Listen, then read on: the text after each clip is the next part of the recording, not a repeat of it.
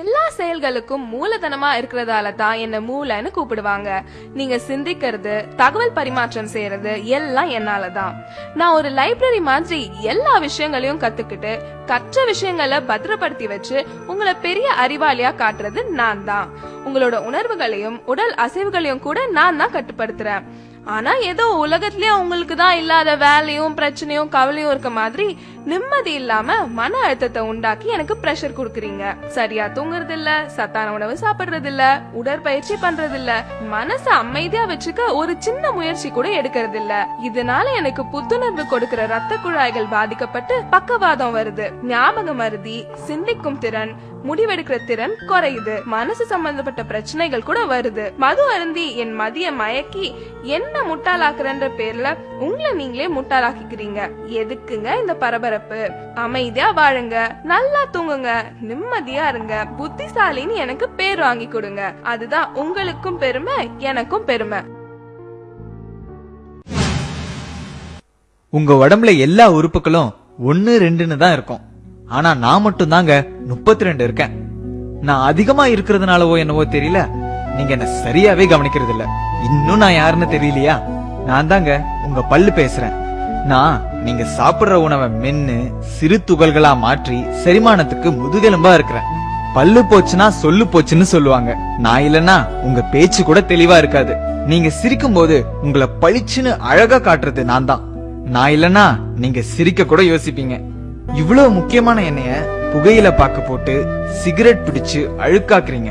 குளிர்பானம்ன்ற பேர்ல கண்டதையும் பிடிச்சு என்ன சொத்தையாக்குறீங்க. ஒரு நல்ல சாப்பாட்டை கூட ருசிச்சு சாப்பிட முடியாம பண்றீங்க. இனிமேலாவது என்னுடைய கஷ்டத்தை புரிஞ்சுக்கிட்டு கொஞ்சம் இதையெல்லாம் தவிர்க்கிறீங்களா? நான் என்னோட வேலையை சரியா செய்யற வரைக்கும் தான் உங்களை எல்லாரும் பேர் சொல்லி கூப்பிடுவாங்க. நான் என் வேலையை நிறுத்திட்டா என்னதான் உங்க அப்பா அம்மா அழகான பேர் வச்சாலும் அத மறந்துட்டு பிணம்னு சாதாரணமா சொல்லிடுவாங்க. அவ்வளவு முக்கியமான ஆளு யாருன்னு பாக்குறீங்களா? நான் தாங்க உங்க நுரையீரல் பேசுறேன்.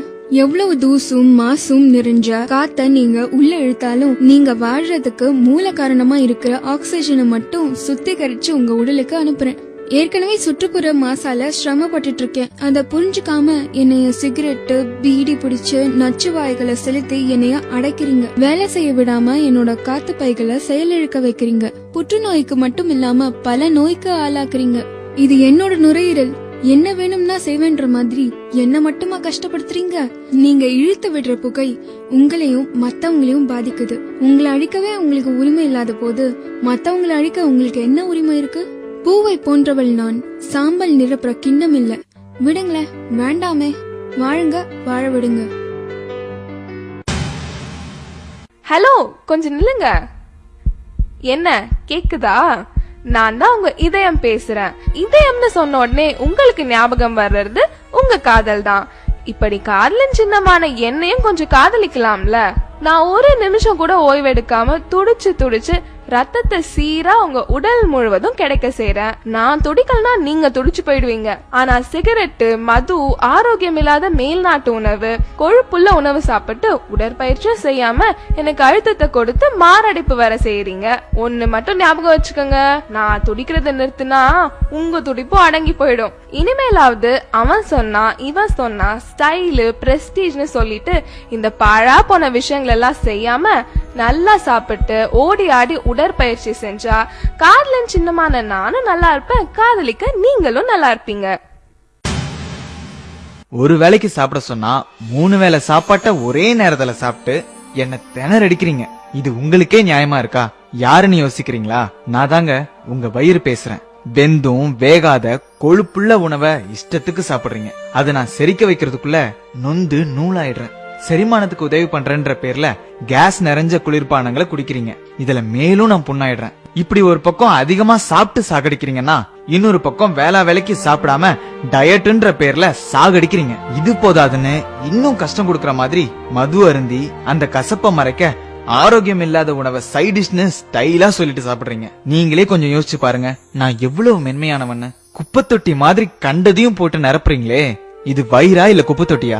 ஆசைக்கு சாப்பிடுங்க, ஆடம்பரத்துக்கு சாப்பிடாதீங்க. தேவைக்கு சாப்பிடுங்க, தேவையானதை தேர்ந்தெடுத்து சாப்பிடுங்க. ஆயுள் முழுக்க நல்லா இருப்பீங்க.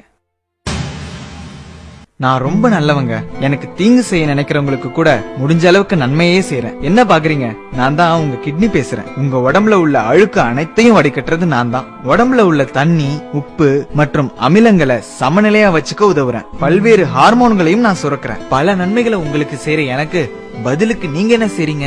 தீங்குன்னு தெரிஞ்சே மது அருந்துறீங்க, சிகரெட் பிடிக்கிறீங்க, கண்டதையும் சாப்பிட்டுட்டு உடற்பயிற்சி கூட செய்ய மாட்டீங்க. கெட்டதை சுத்திகரிக்கிறதுக்கு உதவியா தண்ணியாவது நிறைய குடிக்கிறீங்களான்னா அதுவும் இல்ல. குளிர்பானம்ன்ற பேர்ல கண்ட ஆசிடையும் குடிக்கிறீங்க. நீங்க நிறைய கழிவு அனுப்புறதாலயோ என்னவோ நான் 2 உறுப்புகளா படைக்கப்பட்டிருக்கேன். நான் பாதிக்கப்பட்டு சர்க்கரை நோய்னு டாக்டர் சொல்லிட்டா அப்ப மட்டும் என்ன விழுந்து விழுந்து மருந்து மாத்திரை கொடுத்து பக்குவமா கவனிக்கிறீங்க. இருந்த என்ன பிரயோஜனம்? போனது போனது தானே. இனியாவது கண்கட்ட பிறகு சூரிய நமஸ்காரம் செய்யாம புத்திசாலியா இருப்பீங்களா? நான் ஒரு சுத்திகரிப்பு ஆலை, ஒரு சேமிப்பு கிடங்கு. பல வேலைகளை ஒன்னா செய்றேன். யாருன்னு பாக்குறீங்களா? நான் தாங்க உங்க லிவர், அதாங்க கல்லீரல். உங்களுக்கு எங்கேயாவது அடிபட்டுச்சுன்னா ரத்தம் வெளியே போகாம உரைய வைக்கிறது நான் தான். நீங்க சாப்பிடுற எல்லாத்தையும் செரிக்க வைக்கிறதும் நான் தான். உங்க ரத்தத்தை சுத்திகரிச்சு உங்களுக்கு தேவையான சக்தியையும் நான் சேமிச்சு வைக்கிறேன். இது மட்டும் இல்லாம பல விட்டமின்களையும் மினரல்களையும் கூட நான் தான் சேமிச்சு வைக்கிறேன். மது குடிக்கிறதாலையும் கண்ட குளிர்பானங்களை குடிக்கிறதாலையும் பதப்படுத்தப்பட்ட ஆரோக்கியம் இல்லாத உணவை சாப்பிடுறதாலையும் என்னோட சுத்திகரிக்கிற திறமை இழந்து புற்றுநோய்க்கு கூட ஆளாகிறேன். 100 ரூபாய் டாக்டருக்கு ஃபீஸ் கொடுக்க கஷ்டப்பட்டுட்டு சின்ன சின்ன பிரச்சனைகளுக்கு எல்லாம் நீங்களே பெரிய டாக்டர் மாதிரி மருந்து மாத்திரை வாங்கி சாப்பிடுறீங்க. இதுக்கு பதிலா எனக்கு விஷத்தையே கொடுத்துடலாம். 100 ரூபாய் மிச்சம் பிடிக்கிறேன்னு 500க்கும் மேற்பட்ட வேலைகளை செய்யற என்ன கஷ்டப்படுத்தி நீங்களும் பல ஆயிரங்களை இழக்கிறீங்க. நான் எனக்காகவா சொல்றேன்? உங்களுக்காக தானே சொல்றேன். கொஞ்சம் காது கொடுத்து கேளுங்க. இதுக்கு அப்புறமாவது என்ன கஷ்டப்படுத்த மாட்டீங்கன்னு நம்புறேன்.